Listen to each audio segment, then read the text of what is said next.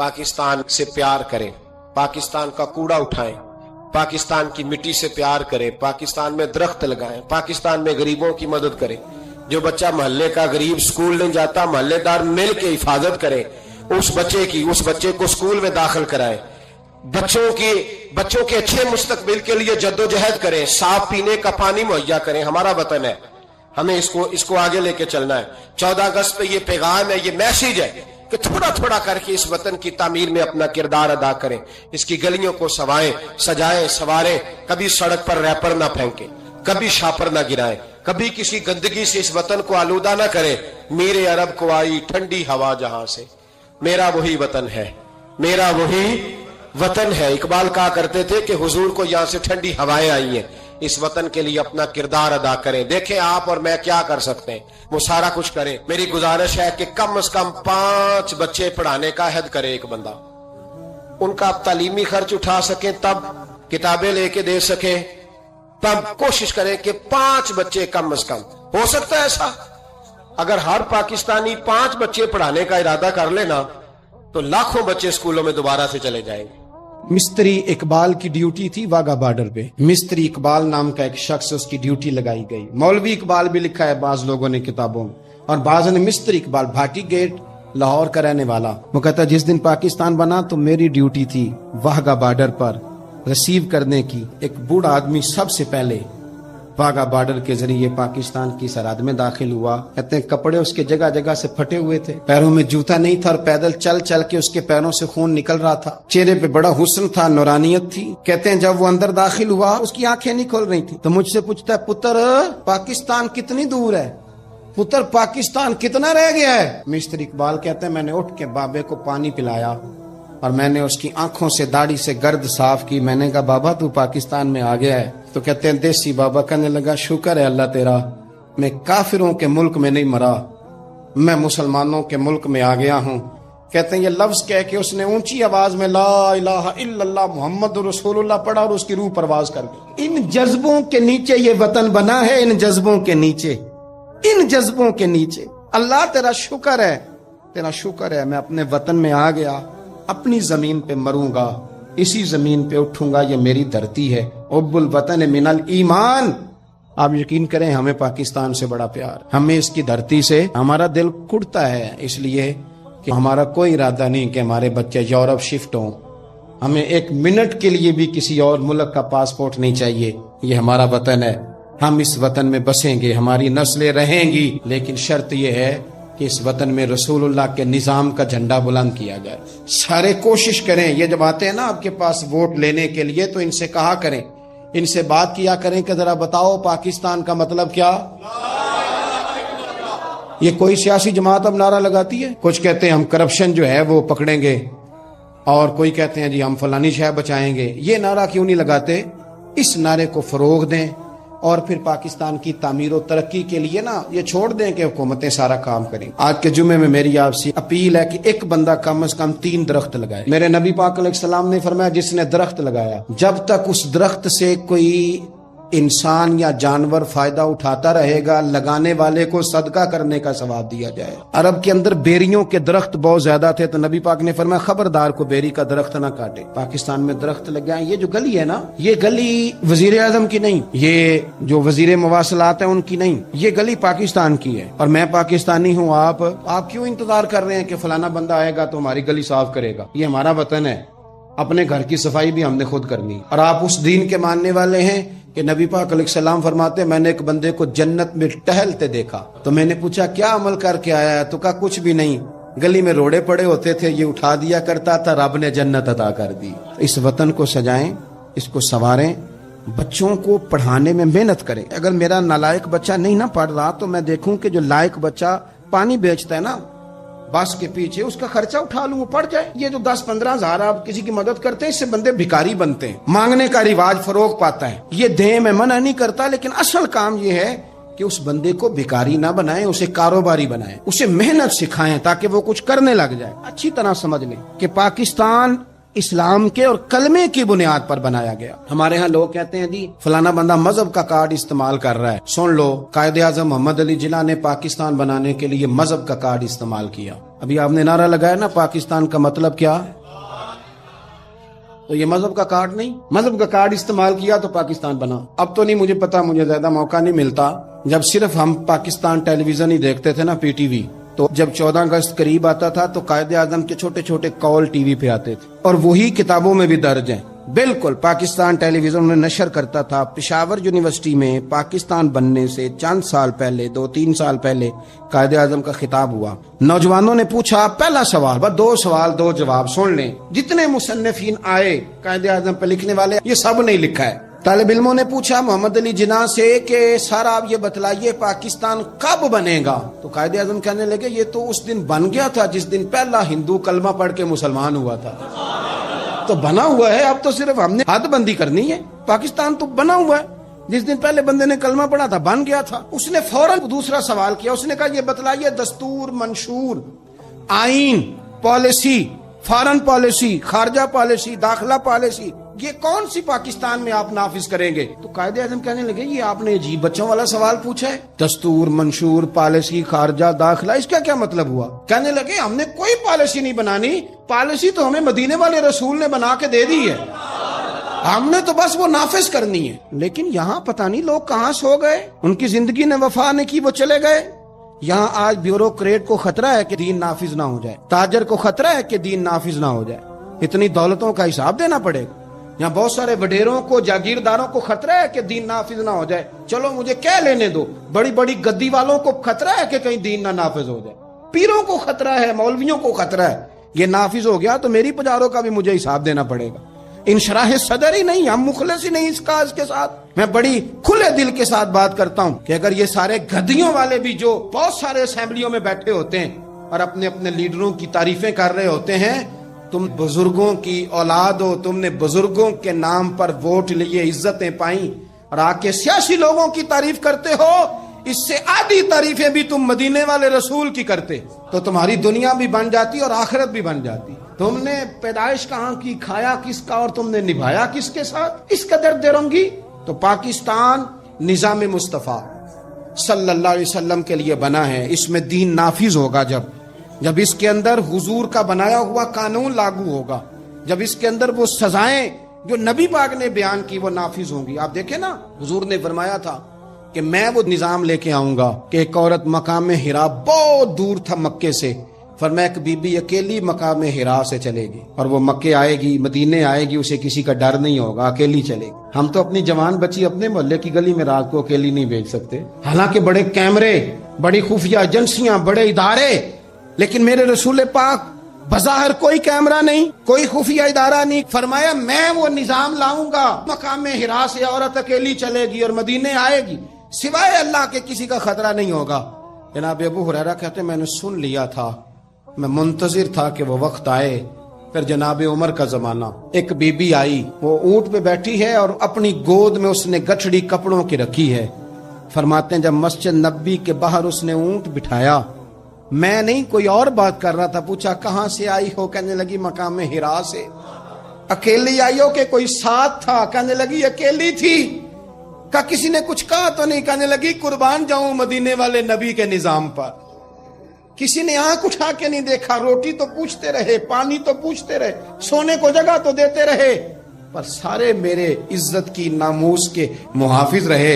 حضرت ابو ہریرہ کہتے ہیں بی بی اس بندے سے باتیں کر رہی تھی، میری آنکھیں چھم چھم آنسو بہا رہی تھی اور میرے زبان سے بار بار نکل رہا تھا اللہم صلی علی محمد وعلی آل محمد صلی اللہ علیہ۔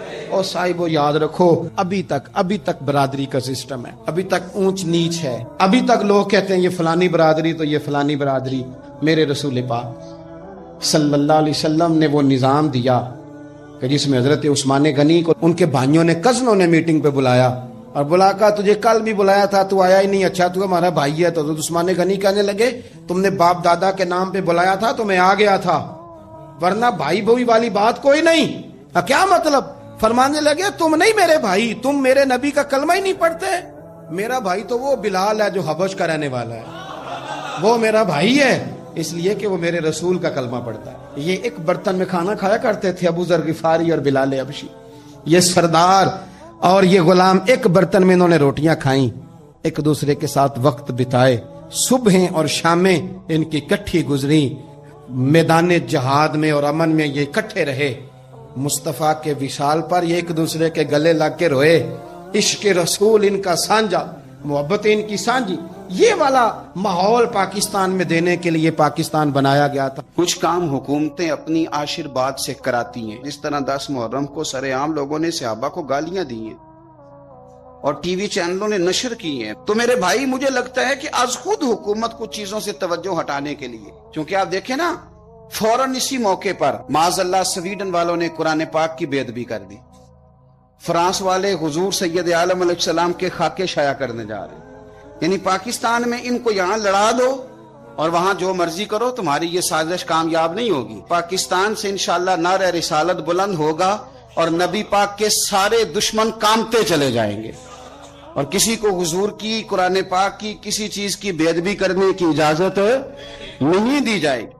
تو ایک منظم سازش کے تحت کچھ شر پسندوں کو تیار کیا گیا، اور انہوں نے بڑی دیدہ دلیری کے ساتھ حضور کے صحابہ کو سرے عام اور ٹی وی چینلوں پر وہ نشر کیا جا رہا ہے سارا کچھ۔ تو یاد رکھ لیں، اچھی طریقے سے چیزوں کو سمجھ لیں۔ میرے رسول کریم صلی اللہ تعالی علیہ وسلم نے ہمیں سبق دیا، یہ ترمذی شریف کی حدیث ہے۔ میرے پیارے حبیب علیہ السلام نے فرمایا، میرے صحابہ کرام کے بارے میں اللہ سے ڈرنا۔ ہائے ہائے، اب لفظوں کا درد محسوس کریں۔ حضور فرمانے لگے، میرے صحابہ کے بارے میں اللہ سے ڈرنا، میرے بعد انہیں اپنے کلام کا نشانہ نہ بنانا۔ فرمایا، جس نے ان سے محبت کی میری وجہ سے محبت کی، اور سید عالم صلی اللہ علیہ وسلم فرماتے ہیں، جس نے ان سے بغض رکھا میری وجہ سے بغض رکھا۔ صحابہ جو میرے ہیں، تو کوئی پیار کرے گا تو میرے سمجھ کے کرے گا، اور جس نے بغض رکھا میری وجہ سے رکھا۔ اور فرمایا، جس نے ان کو تکلیف دی اس نے مجھے تکلیف دی۔ یہ میں حدیث پڑھ رہا ہوں۔ اور فرمایا، جس بندے نے مجھے تکلیف دی اس نے میرے رب کو تکلیف دی، اور جس نے میرے رب کو تکلیف دی میرا رب اسے بڑی جلدی پکڑ لے گا۔ ظالمو، تم کیا سمجھتے ہو رسول کریم سید عالم صلی اللہ علیہ وسلم کو ان حالات کی خبر نہیں تھی؟ حضور نے خود بیان کیا۔ ہم نے کیا کرنا ہے یہ بھی حضور نے ہمیں بتلایا۔ ترمذی شریف، یہ میرے سامنے کتاب رکھی ہوئی ہے، حضرت سیدنا ابو ہریرہ رضی اللہ تعالیٰ عنہ حدیث کے راوی، نبی پاک صلی اللہ تعالیٰ علیہ وسلم نے بتا دیا ہمیں کہ جب لوگ میرے صحابہ کو گالیاں دیں گے تو وہ شر پھیلائیں گے۔ حضور نے ہمیں بتلا دیا، سمجھا دیا۔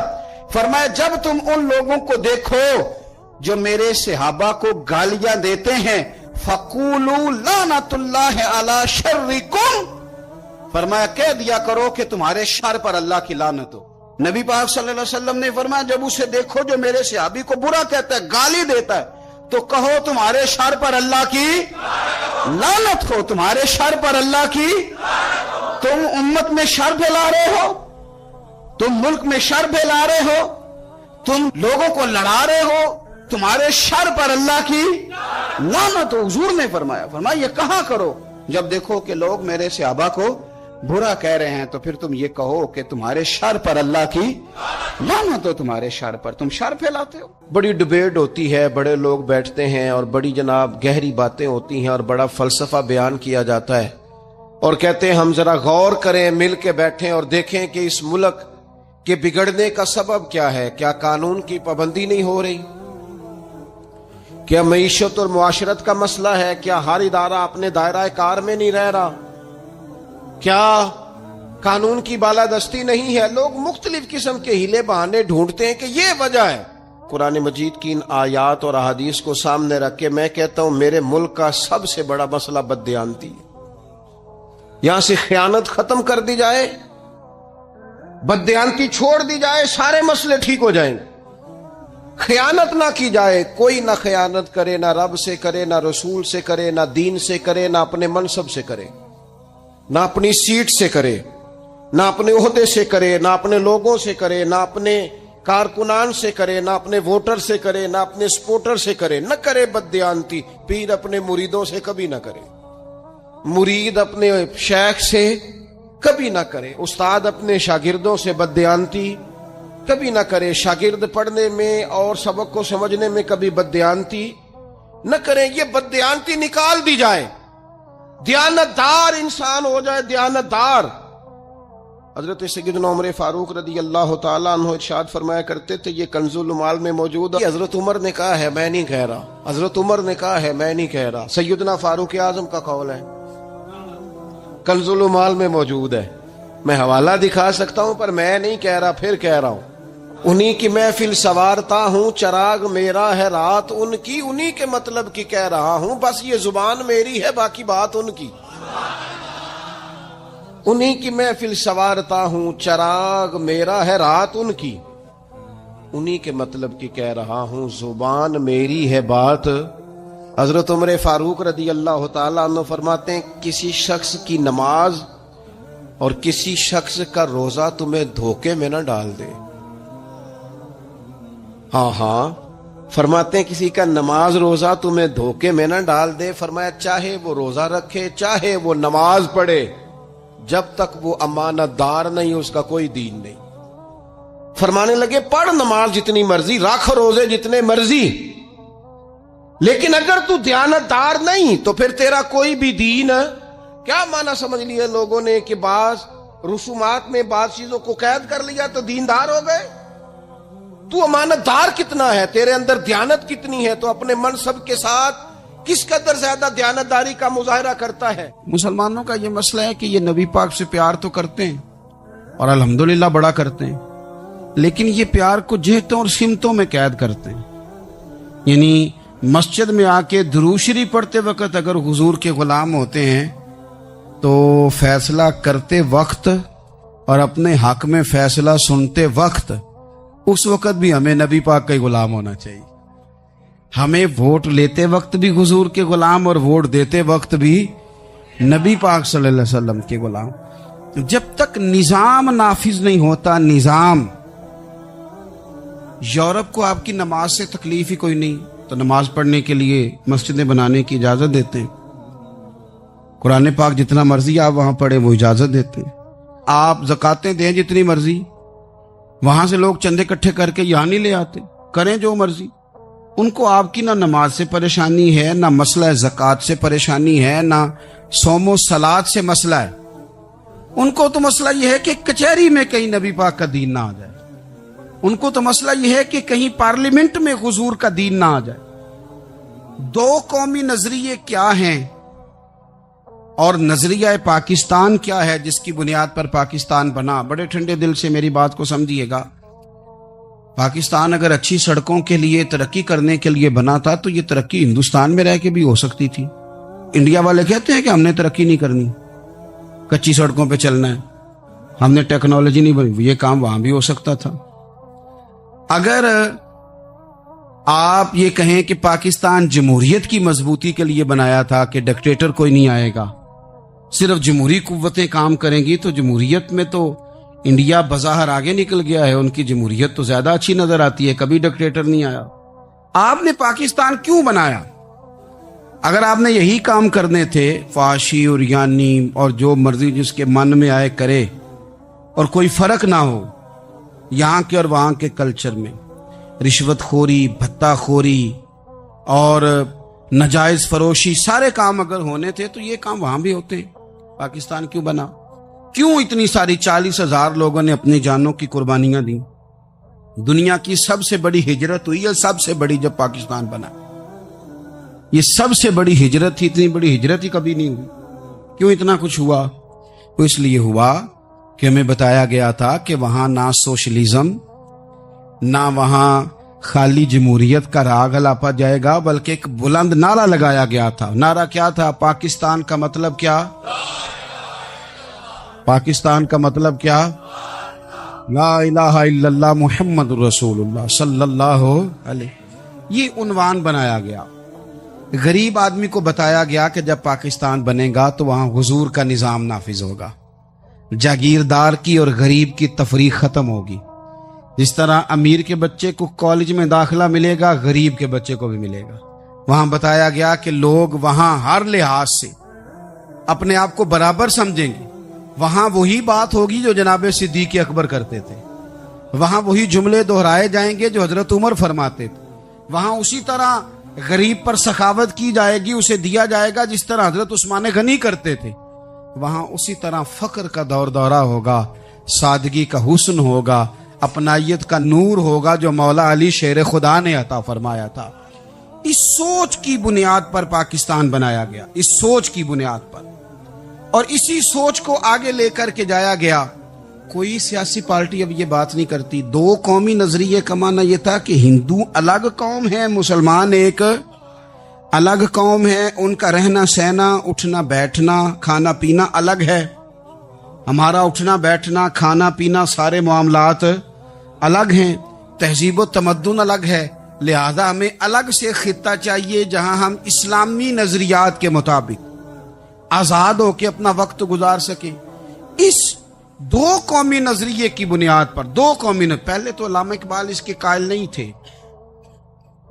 अल्लामा इकबाल का पहले ख्याल यह था कि सारे जहां से अच्छा हिंदुस्तान हमारा, ये इकबाल ने लिखा था। फिर इकबाल कहते हैं मेरी सोच बदली, और फिर मैंने कहा कि नहीं, खित्तों के जोर पे नहीं, आप रंग नस्ल के जोर पे नहीं, बल्कि कहने लगे कि अपनी मिल्लत पर कयास अक़वाम मगरिब से न कर, खास है तरकीब में कौमे रसूल हाशिम।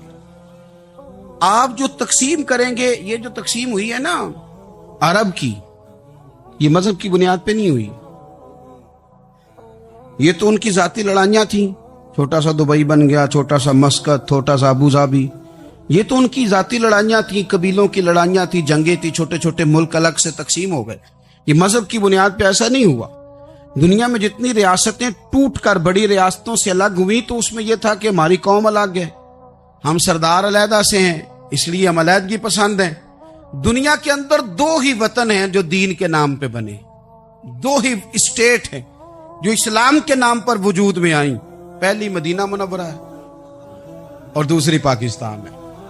खालिस मजहब के नाम पर ये दो रियासतें वजूद में, एक मदीना तैयबा और दूसरा पाकिस्तान। पाकिस्तान का मतलब क्या? ला इलाहा इल्लल्लाह मुहम्मद रसूलुल्लाह सल्लल्लाहु अलैहि वसल्लम। इस बुनियाद पर इस वतन को, खित्ते को हासिल किया गया, यही नारा लगाया गया। दुनिया के अंदर दो ही वतन हैं जो दीन के नाम पे बने, दो ही स्टेट हैं जो इस्लाम के नाम पर वजूद में आई। पहली मदीना मुनव्वरा है और दूसरी पाकिस्तान है।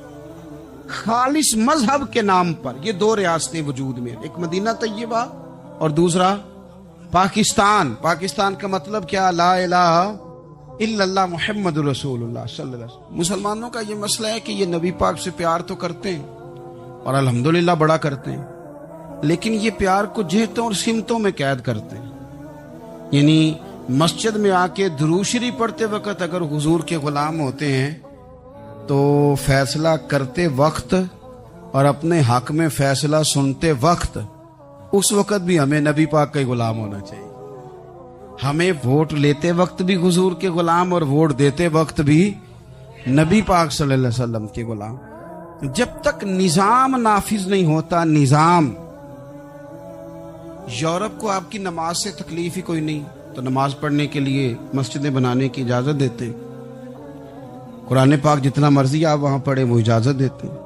आप ज़कातें दें जितनी मर्जी, वहां से लोग चंदे इकट्ठे करके यहाँ नहीं ले आते, करें जो मर्जी। उनको आपकी ना नमाज से परेशानी है, ना मसला ज़कात से परेशानी है, ना सोमो सलात से मसला है। उनको तो मसला यह है कि कचहरी में कहीं नबी पाक का दीन ना आ जाए। उनको तो मसला यह है कि कहीं पार्लियामेंट में हुजूर का दीन ना आ जाए। दो कौमी नजरिए क्या हैं और नजरिया पाकिस्तान क्या है जिसकी बुनियाद पर पाकिस्तान बना? बड़े ठंडे दिल से मेरी बात को समझिएगा। पाकिस्तान अगर अच्छी सड़कों के लिए, तरक्की करने के लिए बना था तो ये तरक्की हिंदुस्तान में रह के भी हो सकती थी। इंडिया वाले कहते हैं कि हमने तरक्की नहीं करनी, कच्ची सड़कों पे चलना है, हमने टेक्नोलॉजी नहीं बनी, ये काम वहां भी हो सकता था। अगर आप ये कहें कि पाकिस्तान जमहूरियत की मजबूती के लिए बनाया था कि डिक्टेटर कोई नहीं आएगा, सिर्फ जमहूरी कुव्वतें काम करेंगी, तो जमहूरियत में तो इंडिया बज़ाहिर आगे निकल गया है। उनकी जमहूरियत तो ज्यादा अच्छी नजर आती है, कभी डिक्टेटर नहीं आया। आपने पाकिस्तान क्यों बनाया? अगर आपने यही काम करने थे, फाशी और यानी और जो मर्जी जिसके मन में आए करे, और कोई फर्क ना हो यहाँ के और वहाँ के कल्चर में, रिश्वतखोरी, भत्ताखोरी और نجائز فروشی، سارے کام اگر ہونے تھے تو یہ کام وہاں بھی ہوتے ہیں. پاکستان کیوں بنا؟ کیوں اتنی ساری 40,000 لوگوں نے اپنی جانوں کی قربانیاں دی؟ دنیا کی سب سے بڑی ہجرت ہوئی ہے، سب سے بڑی، جب پاکستان بنا. یہ سب سے بڑی ہجرت تھی، اتنی بڑی ہجرت ہی کبھی نہیں ہوئی. کیوں اتنا کچھ ہوا؟ وہ اس لیے ہوا کہ ہمیں بتایا گیا تھا کہ وہاں نہ سوشلزم، نہ وہاں خالی جمہوریت کا راگ الاپا جائے گا، بلکہ ایک بلند نعرہ لگایا گیا تھا. نعرہ کیا تھا؟ پاکستان کا مطلب کیا؟ پاکستان کا مطلب کیا؟ لا الہ الا اللہ محمد رسول اللہ صلی اللہ علیہ. یہ عنوان بنایا گیا. غریب آدمی کو بتایا گیا کہ جب پاکستان بنے گا تو وہاں حضور کا نظام نافذ ہوگا، جاگیردار کی اور غریب کی تفریق ختم ہوگی. جس طرح امیر کے بچے کو کالج میں داخلہ ملے گا، غریب کے بچے کو بھی ملے گا. وہاں بتایا گیا کہ لوگ وہاں ہر لحاظ سے اپنے آپ کو برابر سمجھیں گے. وہاں وہی بات ہوگی جو جناب صدیق اکبر کرتے تھے، وہاں وہی جملے دہرائے جائیں گے جو حضرت عمر فرماتے تھے. وہاں اسی طرح غریب پر سخاوت کی جائے گی، اسے دیا جائے گا جس طرح حضرت عثمان غنی کرتے تھے. وہاں اسی طرح فقر کا دور دورہ ہوگا، سادگی کا حسن ہوگا، اپنائیت کا نور ہوگا جو مولا علی شیر خدا نے عطا فرمایا تھا. اس سوچ کی بنیاد پر پاکستان بنایا گیا، اس سوچ کی بنیاد پر، اور اسی سوچ کو آگے لے کر کے جایا گیا. کوئی سیاسی پارٹی اب یہ بات نہیں کرتی. دو قومی نظریے کا معنی یہ تھا کہ ہندو الگ قوم ہے، مسلمان ایک الگ قوم ہے، ان کا رہنا سہنا، اٹھنا بیٹھنا، کھانا پینا الگ ہے. ہمارا اٹھنا بیٹھنا، کھانا پینا، سارے معاملات الگ ہیں، تہذیب و تمدن الگ ہے. لہذا ہمیں الگ سے خطہ چاہیے جہاں ہم اسلامی نظریات کے مطابق آزاد ہو کے اپنا وقت گزار سکے. اس دو قومی نظریے کی بنیاد پر، دو قومی پہلے تو علامہ اقبال اس کے قائل نہیں تھے. علامہ اقبال کا پہلے خیال یہ تھا کہ سارے جہاں سے اچھا ہندوستان ہمارا، یہ اقبال نے لکھا تھا. پھر اقبال کہتے ہیں میری سوچ بدلی، اور پھر میں نے کہا کہ نہیں، خطوں کے زور پہ نہیں، آپ رنگ نسل کے زور پہ نہیں، بلکہ کہنے لگے کہ اپنی ملت پر قیاس اقوام مغرب سے نہ کر، خاص ہے ترکیب میں قوم رسول ہاشم. آپ جو تقسیم کریں گے، یہ جو تقسیم ہوئی ہے نا عرب کی، یہ مذہب کی بنیاد پہ نہیں ہوئی. یہ تو ان کی ذاتی لڑائیاں تھیں، چھوٹا سا دبئی بن گیا، چھوٹا سا مسقط، چھوٹا سا ابو ظبی. یہ تو ان کی ذاتی لڑائیاں تھیں، قبیلوں کی لڑائیاں تھیں، جنگیں تھیں، چھوٹے چھوٹے ملک الگ سے تقسیم ہو گئے. یہ مذہب کی بنیاد پہ ایسا نہیں ہوا.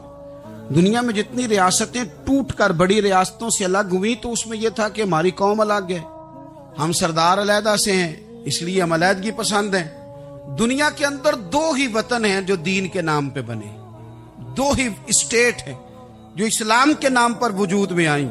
پہلی مدینہ منورہ ہے اور دوسری پاکستان ہے.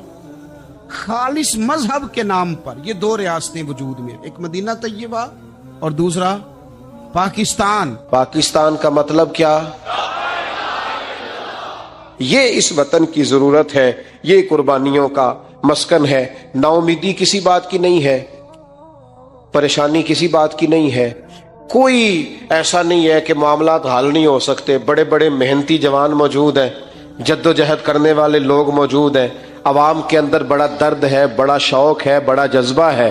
نا امید نہیں اقبال اپنی کشت ویراں سے، ذرا سی نم ہو تو مٹی بڑی زرخیز ایسا کی روشنی پھیلے گی.